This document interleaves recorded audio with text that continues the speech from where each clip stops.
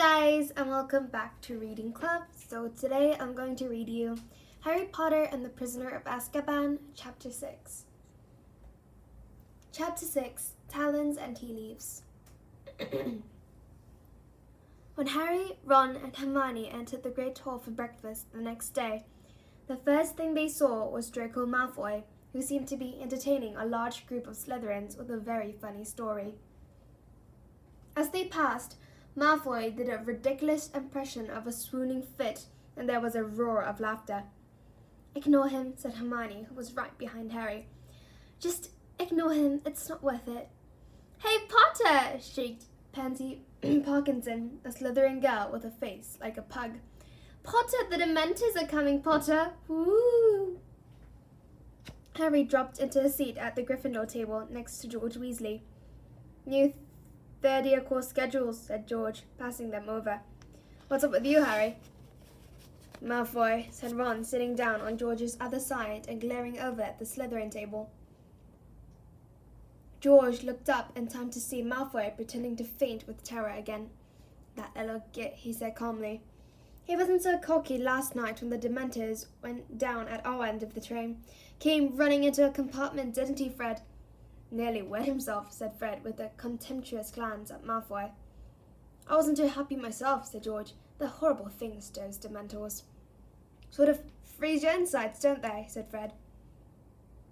"You didn't pass out though, did you?" said Harry in a low voice. "Forget it, Harry," said George bracingly. "Dad had to go out to Azkaban one time, remember, Fred? And he said it was the worst place he'd ever been. He came back all weak and shaking. They suck the happiness out of a place, Dementors. Most of the prisoners go mad in there." "Anyway, we'll see how happy Malfoy looks after our first Quidditch match," said Fred. "Gryffindor versus Slytherin. First game of the season, remember?"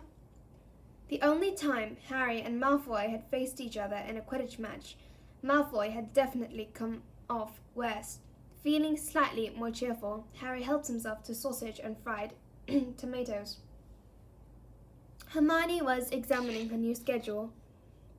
"Oh, good! We're starting some new subjects today," she said happily. "Hermione," said Ron, frowning as he looked over her shoulder. "They've messed up your schedule. Look, they've got you down for about 10 subjects a day. There isn't enough time." "But, look," said Ron, laughing. "See, this morning, 9 o'clock Divination, and underneath 9 o'clock Mogul Studies, and—" Ron leaned closer to the schedule, disbelieving. "Look, underneath that, arithmetic. 9 o'clock. I mean, I know you're good, Hermione, but no one's that good. How are you supposed to be in 3 classes at once?" "Don't be silly," said Hermione shortly. "Of course I won't be in 3 classes at once." "Well then, pass the marmalade," said Hermione. "But, oh Ron, what's it to you if my schedule's a bit full?" Hermione snapped. "I told you I fixed it with Professor McGonagall." Just then Hagrid entered the Great Hall. He was wearing his long moleskin overcoat and was absent-mindedly swinging a dead polecat from one enormous hand. "All right," he said eagerly, pausing on the way to the staff table. "You had my first ever lesson right after lunch. Been up since 5 getting everything ready. Hope it's okay. Me, a teacher. Honestly." He grinned broadly at them and headed off to the staff table, still swinging the polecat. "Wonder what he's been getting ready," said Ron, a note of anxiety in his voice. The hall was starting to empty as people headed off toward their first lesson. Ron checked his course schedule. "We better go. Look, Divination at the top of North Tower. It'll take us 10 minutes to go there." They finished their breakfast hastily and goodbye to Fred and George, and walked back through the hall. As they passed the Slytherin table, Malfoy did yet another impression of a fainting fit. The shouts of laughter followed Harry into the entrance hall. The journey through the castle to North Tower was a long one. 2 years at Hogwarts hadn't taught him anything about the castle, and they had never been inside North Tower before. "There's got to be a shortcut," Ron panted as they climbed the 7th long staircase and emerged on an unfamiliar landing where there was nothing but a large painting of a bare stretch of grass hanging on the stone wall. "I think it's This way, said Hermione, peering down the empty passage to the right. Can't be, said Ron. That's south. Look, you can see the bits of the lake out the window. Harry was watching the painting. A fat, dapple grey pony had just ambled onto the grass and was grazing nonchalantly. Harry was used to the subjects of Hogwarts painting moving around and leaving their frames to visit one another, but he always enjoyed watching it. A moment later, a short, squat knight in a suit of armour clanked into the picture after his pony. By the look of the grass stains on his metal knees, he had just fallen off. Aha! He yelled, seeing Harry, Ron, and Hermione. What villains are these that trespass above my private lands? Come to scorn at my fore, perchance? Draw your nerves, you dogs. They watched in astonishment as the little knight tugged his sword out of his scabbard and began brandishing it violently, hopping up and down in rage. But the sword was too long for him. A particularly wild swing made him overbalance, and he landed face down in the grass. Are you all right? Said Harry, moving closer to the picture. Get back, you scruffy baggage! Back, you rogue! The knight seized his sword again and used it to push himself back up, but the blade sank deeply into the grass, and, though he pulled with all his might, he couldn't get it out again. Finally, he had to flop back down onto the grass and push up his visor to mop his sweating face. Listen, said Harry, taking advantage of the knight's exhaustion. We're looking for the North Tower. You don't know the way, do you? A quest! The knight's rage seemed to vanish instantly. He clanked to his feet and shouted, Come, follow me, dear friends, and we shall find our goal, or else shall perish bravely in the charge. He gave the sword another fruitless tug, tried and failed to mount the fat pony, gave up, and cried, On foot then, good sirs and gentle lady, on, on! And he ran, clanking loudly, into the left side of the frame and out of sight. They hurried after him along the corridor, following the sounds of his armour. Every now and then, they spotted him running through a picture ahead. Be of stout heart, the worst is yet to come, yelled the knight, and they saw him reappear in front of an alarmed group of women in crayonless, whose picture hung on the wall of a narrow spiral staircase. Puffing loudly, Harry, Ron, and Hermione climbed the tightly spiraling steps, getting dizzier and dizzier, until at last they heard the murmur of voices above them and knew that they had reached the classroom. Farewell, cried the knight, popping his head into a painting of some sinister-looking monks. Farewell, my comrades in arms. If ever you have need of noble heart and steely sinew, call upon Sir Cadogan. Yeah, we'll call you, muttered Ron as the knight disappeared, if we ever need someone mental. They climbed the last few steps and emerged onto a tiny landing where most of the class was already assembled. There were no doors off this landing, but Ron nudged Harry and pointed at the ceiling, where there was a circular trapdoor with a brass plaque on it. Sybil Trelawney, Divination teacher, Harry read. How are we supposed to get up there? As though in answer to his question, the trapdoor suddenly opened and a silvery ladder descended right at Harry's feet. Everyone got quiet. After you, said Ron, grinning, so Harry climbed the ladder first. He emerged into the strangest-looking classroom he had ever seen. In fact, it didn't look like a classroom at all, more like a cross between someone's attic and an old-fashioned tea shop. At least 20 small circular tables were crammed inside it, all surrounded by chintz armchairs and fat little poufs.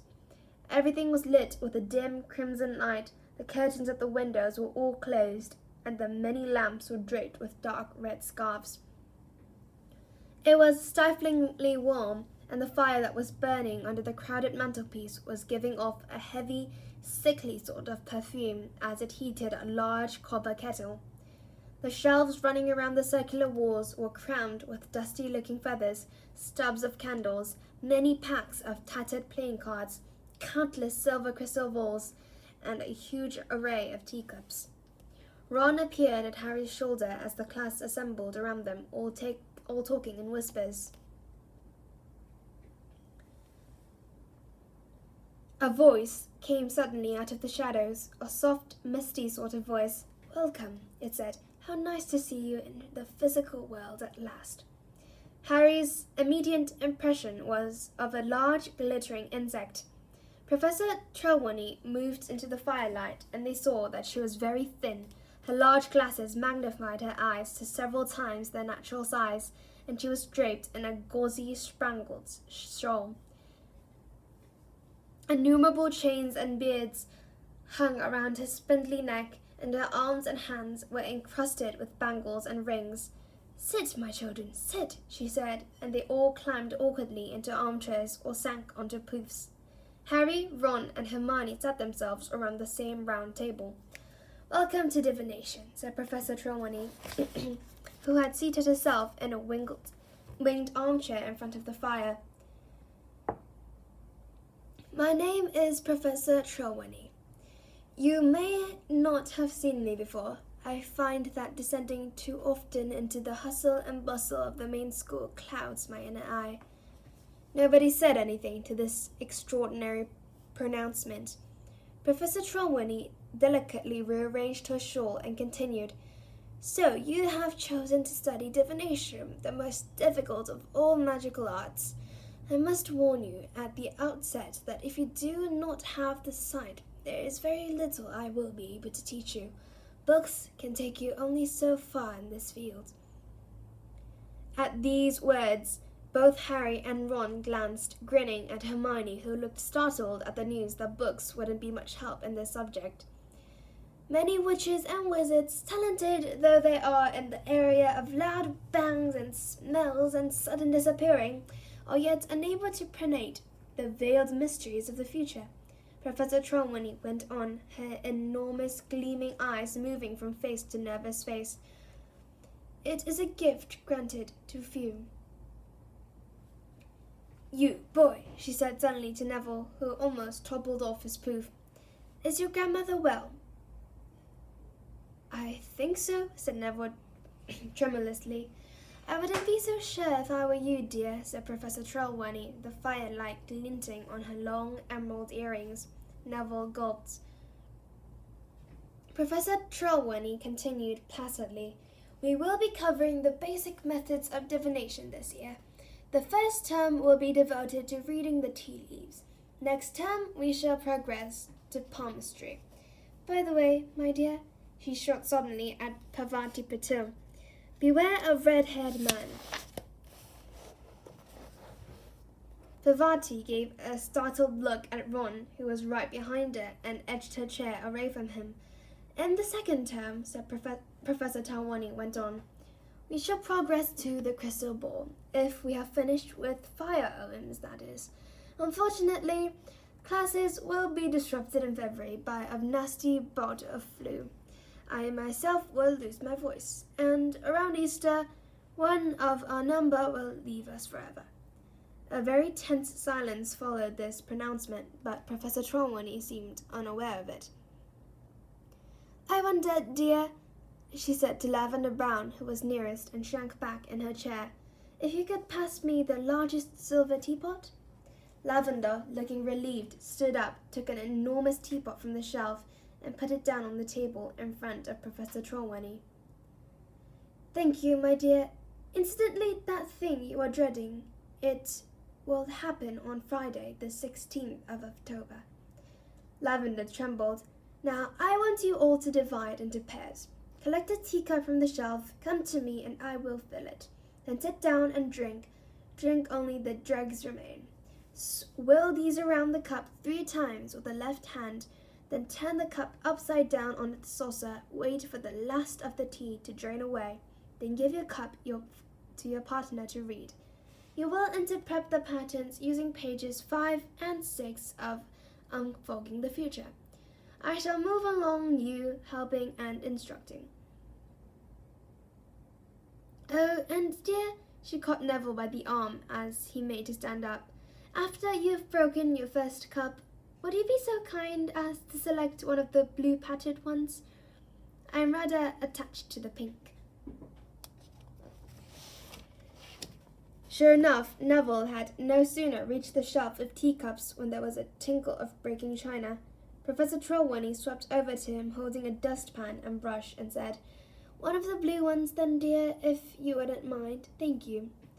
When Harry and Ron had their teacups filled, they went back to their table and tried to drink the scalding tea quickly. They swilled the dregs around as Professor Trelawney had instructed, then drained the cups and swapped them.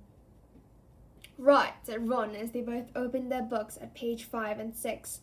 "What can you see in mine?" "A load of soggy brown stuff," said Harry. The heavily perfumed smoke in the room was making him feel sleepy and stupid. "Broaden your minds, my dears, and allow your eyes to see past the mundane," said Professor Trelawney, cried through the gloom. Harry tried to pull himself together. "Right, you've got a crooked sort of cross," he consulted on fogging the future. "That means you're going to have trials and suffering. Sorry about that. But there's this thing that could be the sun. Hang on. That means great happiness. So you're going to suffer but be very happy." "You need your inner eye tested, if you ask me," said Ron, and they both had to stifle their laughs as Professor Trelawney gazed in their direction. "My turn." Ron peered into Harry's teacup, his forehead wrinkled with effort. "There's a blob, a bit like a bowler hat," he said. "Maybe you're going to work for the Ministry of Magic." He turned the teacup the other way up. "But this way it looks more like an apron." "What's that?" He scanned his copy of Unfogging the Future. "A windfall, unexpected gold. Excellent, you can lend me some. And there's a thing here." He turned the teacup again. "That looks like an animal. Yeah. If that was its head, it looks like a hippo, no, a sheep." Professor Trelawney whirled around as Harry let out a snort of laughter. "Let me see that, my dear," she said reprovingly to Ron, sweeping over and snatching Harry's cup from him. Everyone went quiet to watch. Professor Trelawney was staring into the teacup, rotating it counterclockwise. "The falcon. My dear, you have a deadly enemy." "But everyone knows that," said Hermione in a loud whisper. Professor Trelawney stared at her.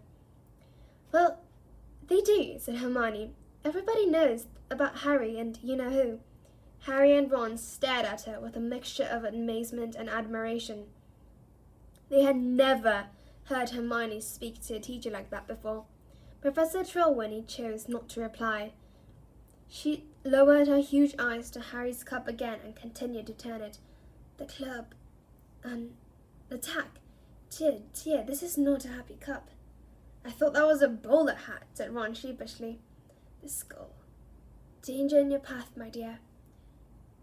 Everyone was staring, transfixed at Professor Trelawney, who gave the cup a final turn, gasped, and screamed. There was another tinkle of breaking china. Neville had smashed his second cup. Professor Trelawney sank into a vacant armchair, her glittering hand at her heart and her eyes closed. "My dear boy, my poor dear boy, no, it's kinda not to say, no, don't ask me." What is it, Professor?" said Dean Thomas at once. Everyone had got to their feet, and slowly they crowded around Harry and Ron's table, pressing close to Professor Trelawney's chair to get a good look at Harry's cup. "My dear," Professor Trelawney's huge eyes opened dramatically, "you have the grim." "The what?" said Harry. He could tell that he wasn't the only one who didn't understand. Dean Thomas shrugged at him, and Lavender Brown looked puzzled. But nearly everybody else clapped their hands to their mouth in horror. "The grim, my dear, the grim!" cried Professor Trelawney, who looked shocked that Harry hadn't understood. "The giant, spectral dog that hunts churchyards. My dear boy, it is an omen. The worst omen of death." Harry's stomach lurched. That dog on the cover of Death Omens in Flourishing Blots. That dog in the shadows of Magnolia Crescent. Lavender Brown clapped her hands to her mouth too. Everyone was looking at Harry, everyone, except Hermione, who had gotten up and moved around to the back of Professor Trelawney's chair. "I don't think it looks like a grim," she said flatly. Professor Trelawney surveyed Hermione with mounting dislike. "Forgive me for saying so, my dear, but I perceive very little aura around you, very little receptivity to the resonance of the future." Seamus Finnegan was tilting his head from side to side. "It looks like a grim if you do this," he said, with his eyes almost shut. "But it looks more like a donkey from here," he said, leaning to the left. "When you've all finished deciding whether I'm going to die or not," said Harry, taking it even himself by surprise. Now nobody seemed to want to look at him. "I think we will leave the lesson here for today," said Professor Trelawney in her mistiest voice. "Yes, please pack away your things." Silently, the class took their teacups back to Professor Trelawney, packed away their books, and closed their bags. Even Ron was avoiding Harry's eyes. "Until we meet again," said Professor Trelawney faintly. "Fair fortune be yours. Oh, and dear," she pointed at Neville, "you'll be late next time, so mind you work extra hard to catch up." Harry, Ron, and Hermione descended Professor Trelawney's ladder in the winding stair in silence, then set off for Professor McGonagall's Transfiguration lesson. It took them so long to find her classroom that, early as they had left Divination, they were only just in time. Harry chose a seat right at the back of the room, feeling as though he was sitting in a very bright spotlight. The rest of the class kept shooting furtive glances at him, as though he was about to drop dead at any moment. He hardly heard what Professor McGonagall was He hardly heard what Professor McGonagall was telling them about animagi, wizards who could transform at will into animals, and wasn't even watching when she transformed herself in front of their eyes into a tabby cat with spectacle marking around her eyes. "Really, what has got into you all today?" said Professor McGonagall, turning back into herself with a faint pop and staring around them all. "Not that it matters, but that's the first time my transformation's not got a plot from a class." Everybody's head turned around towards Harry again, but nobody spoke. Then Hermione raised her hand. "Please, Professor, we've just had our first divination class, and we were reading the tea leaves, and—" "Ah, of course," said Professor McGonagall, suddenly frowning. "There is no need to say any more, Miss Granger. Tell me, which one of you will be dying this year?" Everyone stared at her. "Me," said Harry finally. "I see," said Professor McGonagall, fixing Harry with her beady eyes. "Then you should know, Potter, that Sybil Trelawney has predicted the death of one student a year since she arrived at this school. None of them has died yet. Seeing death rooms is her favourite way of greeting a new class. If it were not for the fact that I never speak ill of my colleagues—" Professor McGonagall broke off, and they saw that her nostrils had gone right. She went on more calmly. "Divination is one of the most imprecise branches of magic. I shall not conceal from you that I have very little patience with it. True seers are very rare, and Professor Trelawney—" She stopped again, and then said, in a very matter-of-fact tone, "You look in excellent health to me, Potter, so you will excuse me if I don't let you off homework today. I assure you that if you die, you need not hand it in." Hermione laughed. Harry felt a bit better. It was harder to feel scared of a lump of tea leaves away from the dim red light and befuddling perfume of Professor Trelawney's classroom. Not everyone was convinced, however. Ron still looked worried, and Lavender whispered, "But what about Neville's cup?" When the Transfiguration class had finished, they joined the crowd thundering toward the Great Hall for lunch. "Ron, cheer up," said Hermione, pushing a dish of stew towards him. "You heard what Professor McGonagall said." Ron spooned stew onto his plate and picked up his fork, but didn't start. "Harry," he said in a low, serious voice, "you haven't seen a great black dog anywhere, have you?" "Yeah, I have," said Harry. "I saw one the night I left the Dursleys." Ron let his fork fall with a clatter. "Probably a stray," said Hermione calmly. Ron looked at Harry as though she had gone mad. "Hermione, if Harry's seen a grim, that's bad," he said. My Uncle Billy saw one, and and he died 24 hours later." "Coincidence," said Hermione airily, pouring herself some pumpkin juice. "You don't know what you're talking about," said Ron, starting to get angry. "Grims scare the living daylights out of most wizards." "They are then," said Hermione in a superior tone. "They see the Grim and die of fright. The Grim's not an enemy, it's the cause of death. And Harry's still with us because he's not stupid enough to see one and think, 'Right, well, I'd better kick the bucket then.'"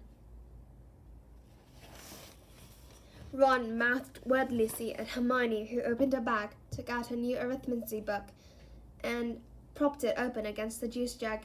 "I think divination seems very woolly," she said, searching for a page. "A lot of guesswork, if you ask me." "There was nothing woolly about the Grim in that cup," said Ron hotly. "You didn't seem quite so confident when you were telling Harry it was a sheep," said Hermione coolly. "Professor Trelawney said you didn't have the right aura. You just don't like being bad at something for a change." He had touched a nerve. Hermione slammed her arithmetic book down on the table so hard that bits of meat and carrot flew everywhere. "If being good at divination means I have to pretend to see death omens in a lump of tea leaves, I'm not sure I'll be studying it much longer. That lesson was absolute rubbish compared with my arithmetic class." She snatched up her bag and stalked away. Ron frowned after her. "What's she talking about?" she said to Harry. "She hasn't been to an arithmetic class yet." Harry was pleased to get out of the castle after lunch. Yesterday's rain had cleared, the sky was clear, a pale grey, and the grass was springy and damp underfoot as they set off for their first ever Care of Magical Creatures class. Ron and Hermione weren't speaking to each other. Harry rocked beside them in silence as they went down the sloping lawns to Hagrid's hut on the edge of the Forbidden Forest. It was only when he spotted only two familiar backs ahead of them that he realized they must be having lessons with the Slytherins. Malfoy was talking animatedly to Crabbe and Goyle, who were chortling. Harry was quite sure he knew what they were talking about. Hagrid was waiting for his class at the door of his hut. He stood in his moleskin overcoat, with Fang the boarhound at his heels, looking impatient to start. "Come on now, get a move on," he called as the class approached. "Got a real treat for you today. Great lesson coming up. Everyone here? Right, follow me." For one nasty moment, Harry thought that Hagrid was going to lead them into the forest. Harry had had enough unpleasant experiences in there to last him a lifetime. However, Hagrid strolled off around the edge of the trees, and 5 minutes later, they found themselves outside a kind of paddock. There was nothing in there. "Everyone gather around the fence here," he called. "That's it, make sure you can see. Now, first thing you'll want to do is open your books." "How?" said the cold, drawling voice of Draco Malfoy. "Eh?" said Hagrid. "How do we open our books?" Malfoy repeated. He took out his copy of the Monster Book of Monsters, which he had bound shut with a length of rope. Other people took out theirs too. Some, like Harry, had belted their books shut. Others had crammed them inside tight bags or clamped them together with binder clips. Hasn't anyone been able to open their books?" said Hagrid, looking crestfallen. The class all shook their heads. "You've got to stroke him," said Hagrid, as though this was the most obvious thing in the world. "Look." He took Hermione's copy and ripped off the sellotape that bound it. The book tried to bite, but Hagrid ran a giant forefinger down its spine, and the book shivered and then fell open and lay quiet in his hand. "Oh, how silly we've all been," Malfoy sneered. "We should have stroked them. Why didn't we guess?"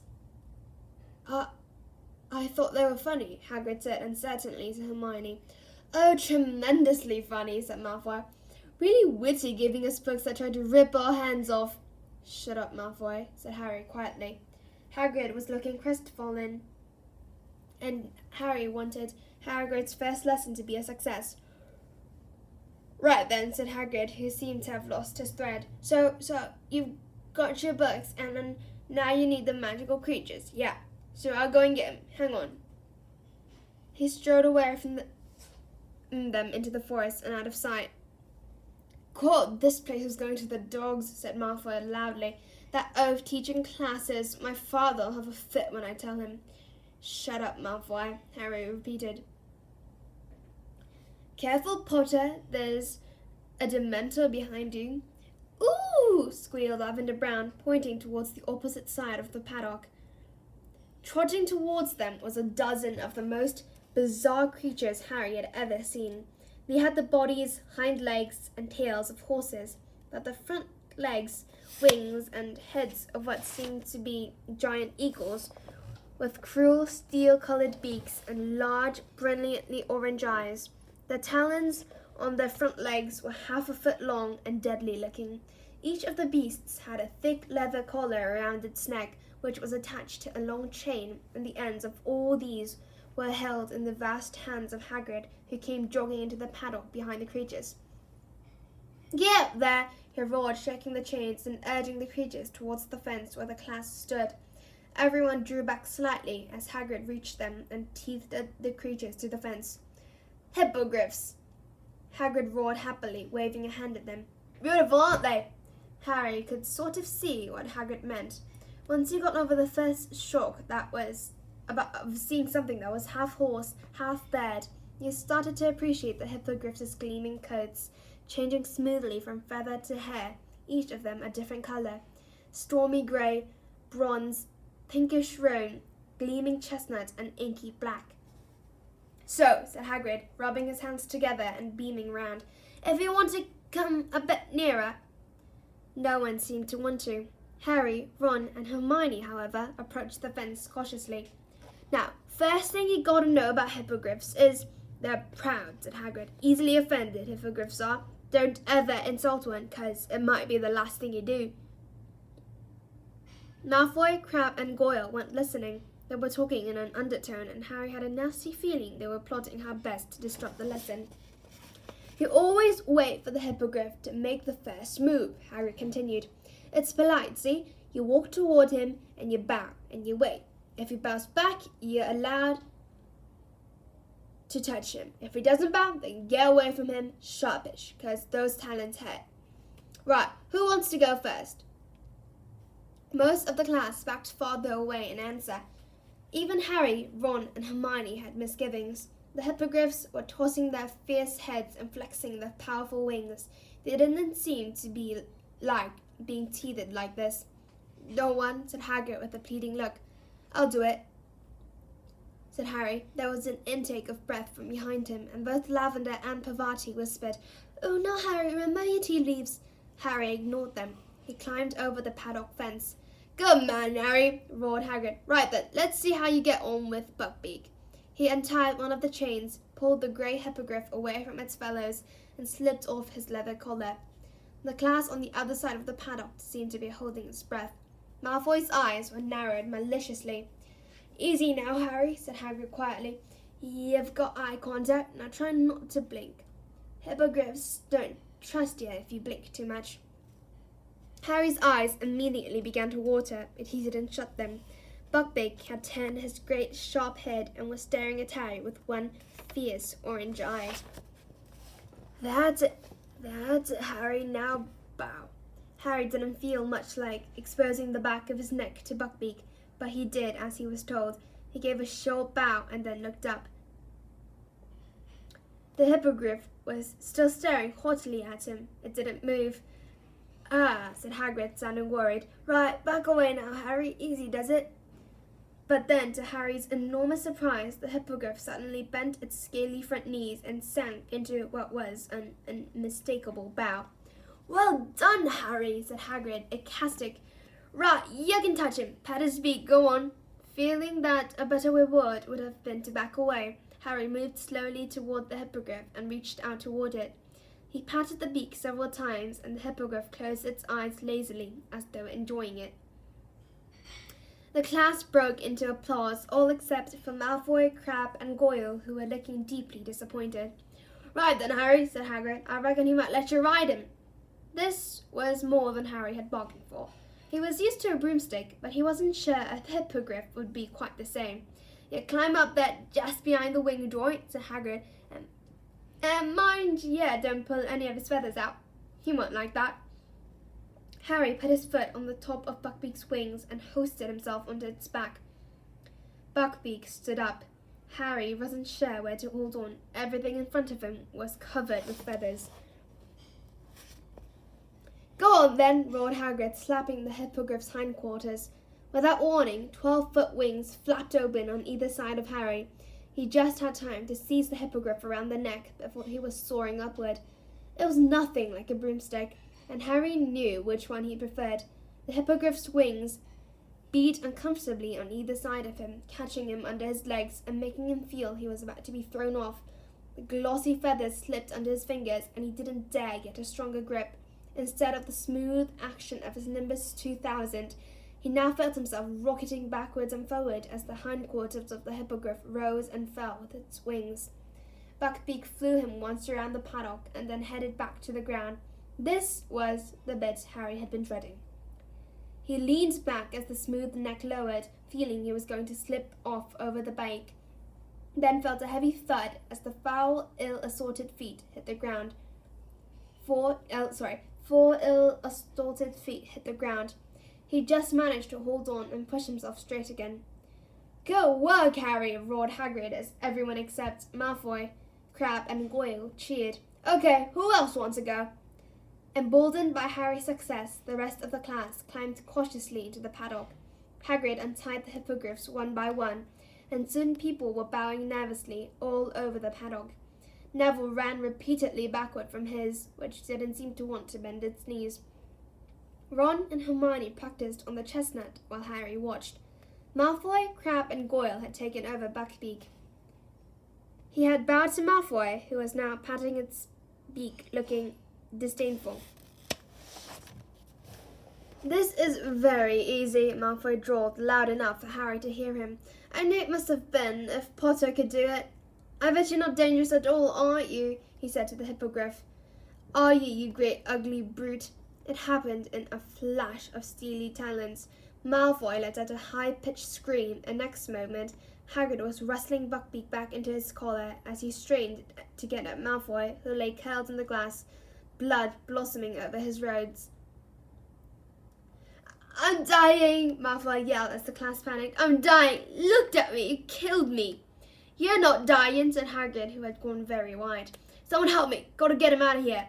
Hermione ran to hold open the gate as Hagrid lifted Malfoy easily. As they passed, Harry saw that there was a long, deep gash on Malfoy's arm. Blood splattered the grass, and Hagrid ran with him up the slope toward the castle. Very shaken, the Care of Magical Creatures class followed at walk. The Slytherins were all shouting about Hagrid. "They should fire him straight away," said Pansy Parkinson, who was in tears. "It was Malfoy's fault," snapped Dean Thomas. Crabbe and Goyle flexed their muscles threateningly. They all climbed the stone steps into the deserted entrance hall. "I'm going to see if he's okay," said Pansy, and they all watched her run up the marble staircase. The Slytherins, still muttering about Hagrid, headed away in the direction of their dungeon common room. Harry, Ron and Hermione proceeded upstairs to Gryffindor Tower. "Do you think he'll be all right?" said Hermione nervously. "Course he will. Madame Pomfrey can mend cuts in about a second," said Harry, who had had far worse injuries mended magically by the nurse. "That was a really bad thing to happen in Hagrid's first class, though, wasn't it?" said Ron, looking worried. Trust Malfoy to mess things up for him. They were among the first to reach the Great Hall at dinner time, hoping to see Hagrid, but he wasn't there. "They wouldn't fire him, would they?" said Hermione anxiously, not touching her steak and kidney pudding. "They better not," said Ron, who wasn't eating either. Harry was watching the Slytherin table. A large group, including Crabbe and Goyle, was huddled together, deep in conversation. Harry was sure they were cooking up their own version of how Malfoy had been injured. "Well, you can't say it wasn't an interesting first day back," said Ron, gloomily. They went up to the crowded Gryffindor common room after dinner and tried to do the homework Professor McGonagall had given them, but all three of them kept breaking off and glancing out the tower window. "There's a light on in Hagrid's window," so Harry said suddenly. Ron looked at his watch. "If we hurried, we could go down and see him. It's still quite early." "I don't know," Hermione said slowly, and Harry saw her glance at him. "I am allowed to walk across the grounds," he said pointedly. "Sirius Black hasn't got past the Dementors here, has he?" So they put their things away and headed out of the portrait hall, glad not to meet anybody on their way to the front doors, as they weren't entirely sure they were supposed to be out. The grass was still wet and looked almost black in the twilight. When they reached Hagrid's hut, they knocked, and a voice growled, "Come in." Hagrid was sitting in his Hagrid was sitting in his shirt sleeves at his scrubbed wooden table. His forehand Fang had his head in Hagrid's lap. One look told him that Hagrid had been drinking a lot. There was a pewter tankard almost as big as a bucket in front of him, and he seemed to be having difficulty getting them into focus. "Expected all record," he said thickly, when he recognized them. "Don't reckon they ever had a teacher who lasted only a day before." "You haven't been fired, Hagrid," gasped Hermione. "Not yet," said Hagrid miserably, taking a huge gulp of whatever was in the tankard. "But it's only a matter of time, isn't it, after Malfoy?" "How is he?" said Ron as they all sat down. "It wasn't serious, was it?"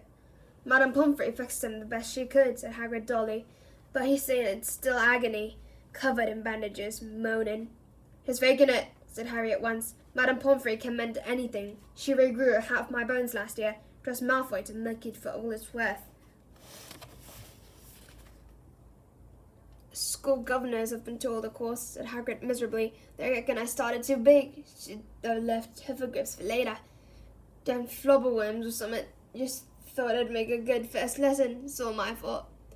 "It's all Malfoy's fault, Hagrid," said Hermione earnestly. "We're witnesses," said Harry. "You said hippogriffs attack if you insult them. It's Malfoy's problem that he wasn't listening. We'll tell Dumbledore what really happened." "Yeah, don't worry, Hagrid. We'll back you up," said Ron. Tears leaked out of the crinkled corners of Hagrid's beetle-black eyes. He grabbed both Harry and Ron and pulled them into a bone-breaking hug. "I think you've had enough to drink, Hagrid," said Hermione firmly. She took the tankard from the table and went outside to empty it. Maybe she's right," said Hagrid, letting go of Harry and Ron, who both staggered away, rubbing their ribs. Hagrid heaved himself out of his chair and followed Hermione unsteadily outside.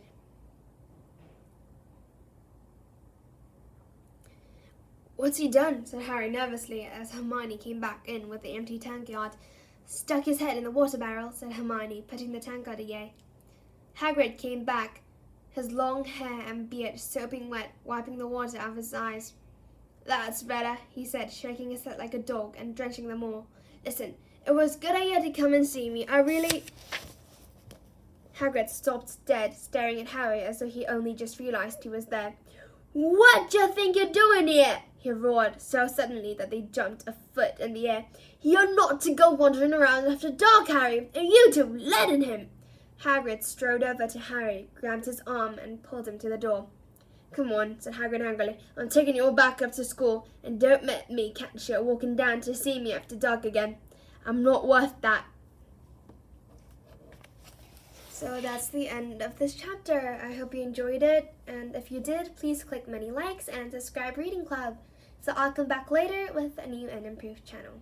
Thank you for listening, guys. See you later.